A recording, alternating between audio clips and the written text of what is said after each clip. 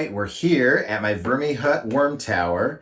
And last time we were in here, we gave a really wet feeding. And sure enough, we've got kind of a depression here and it looks very moist in here. I'm just gonna kind of get rid of these worms off of this newspaper, and we're gonna put this newspaper back on top. And I did not open this up before we started, so they are right where they usually are.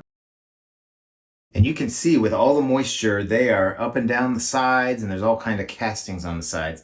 Now, we gave some watermelon and we gave some pumpkin, a tomato top, some pineapple pieces, and a banana peel. But what I want to do with this feeding is I want to put in some big peppers and some other fast foods, but I want to see among those fast foods which they choose to go through first. So I may have to come in here a few times. And then the other thing I want to do is I want to put a top feeding. With a bin like this where you have kind of a tight lid, you can put a feeding right on top without worrying about insects or other kind of critters getting in, and you can lift that lid and kind of observe the worms eating. So I want to do that. It just kind of one of those things I like to do throughout the week is lift the lid and see how the worms are doing every once in a while.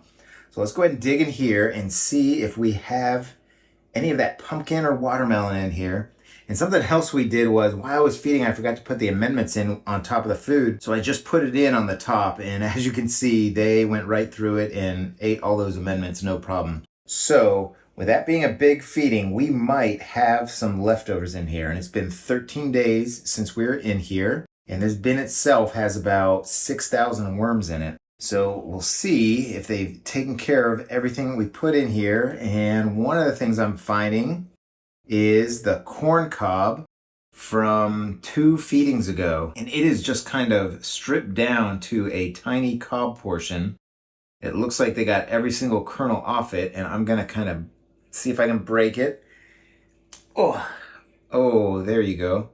And sure enough, I've seen on some other channels where the worms kind of burrow inside there. You may have missed it, but there was a worm that went inside there. And there's this kind of weird, almost squishy part inside the corn on both sides. And I think the worms kind of like to eat that first, along with the kernels.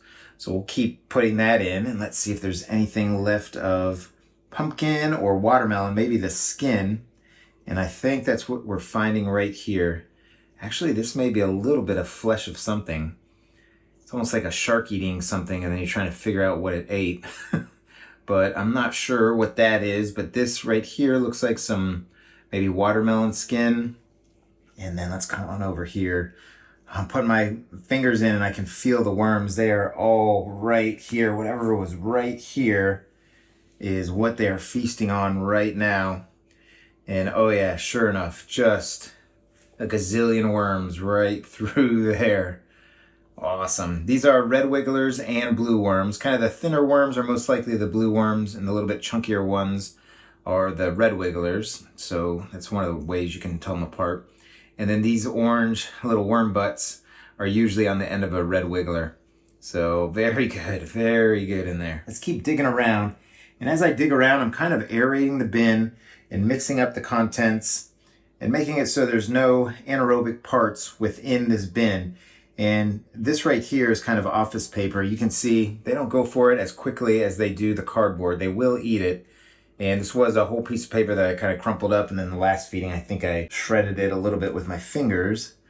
But the worms are all over this bin. And this is great because it has been 26 days since we put this on top, and it's had 2 feedings. So it's looking like a really good active feeding tray where we're just having a lot of castings with a little bit of bedding, even though we've just put in tons and tons of bedding. So things are looking really good. Let me go ahead and aerate the rest of this bin, and then we'll set up our feeding. I just got to stop here. There is just every handful produces tons and tons of worms. So right now on my VermiHut, there are 4 trays, and there are probably around 6,000 worms between all these trays. This tray is going to have the most amount of worms on it, and maybe the one right below it the second most, but just a really impressive amount of worms.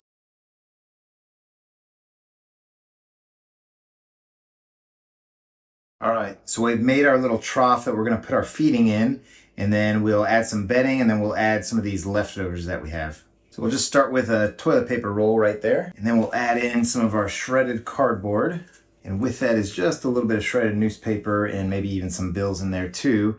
But I absolutely love this for bedding. Just a great way to get rid of the boxes that I get and also feed my worms and garden. So here's what we kind of had in mind. There's some peppers down here, and then I had added some additional food scraps, and we've got some pumpkin. So this huge feeding is what we're gonna give them. But first, let's add our old corn cobs, and then here's just some banana stalks that have lasted the test of time. All right, so let's start with our banana peels that we'll just kind of put right here. This is slow food for sure, especially that part. We've got 2 of them, I believe. And then we've got some fast food, which is this lettuce stalk. And then I'm just gonna kind of dump some strawberry tops in here. And then here's kind of the star of the show. This looks like it's just some peppers that were cut up and kind of frozen together. Now this stuff has been taken out of the freezer and let to thaw for just a little bit. And what that does is it kind of freezes all the water, which expands within each individual cell and causes the cell walls to burst. So this will just turn to mush when it melts completely.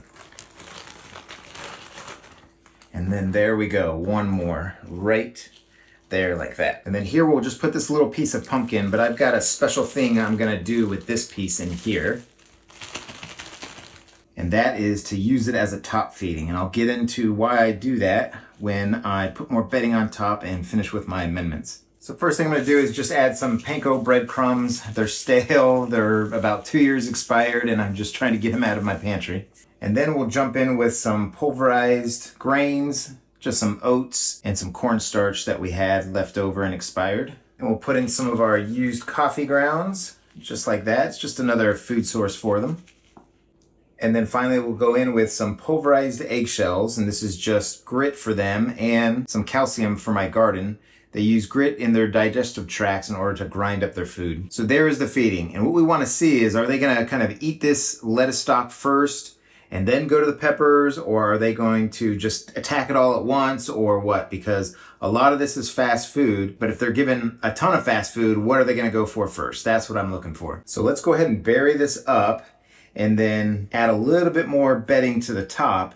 And then we're gonna add our pumpkin treat. And the reason I'm gonna do that, kind of like I alluded to before, is I like to come in here and just kind of lift the lid, see how the worms are doing. I do check the temperature just with my hand to see if the food that I'm feeding has heated the bin up or something like that. And I notice when I put like whole food scraps up here, or on the first or second day after I've added some worm chow, the worms are up here as if they are underneath the soil, meaning that you can just see them all over the place. So with that little piece of pumpkin that I'm gonna put on here, actually it's kind of a big piece of pumpkin I'm gonna put on here, I'm hoping to catch them in the act on day like 2 or 3 and see if they're like all over it. And if I do see that, I'll go ahead and at least get a photo for you. So let's fill in with some dry shredded cardboard. Put just a little bit more. So here's that piece of pumpkin, and I think what we'll do is we'll just set it right here, because I want to be able to lift the lid in a couple days and just see them crawl all over it. And I think that's a good spot for it because it's so hilled up right here. So I think that'll about do it. I hope you're all having a great day. I hope your worm bins are doing well. So happy vermicomposting, everybody. Take care now. Whoops. I guess I'll leave this kind of away from the pumpkin. There we go.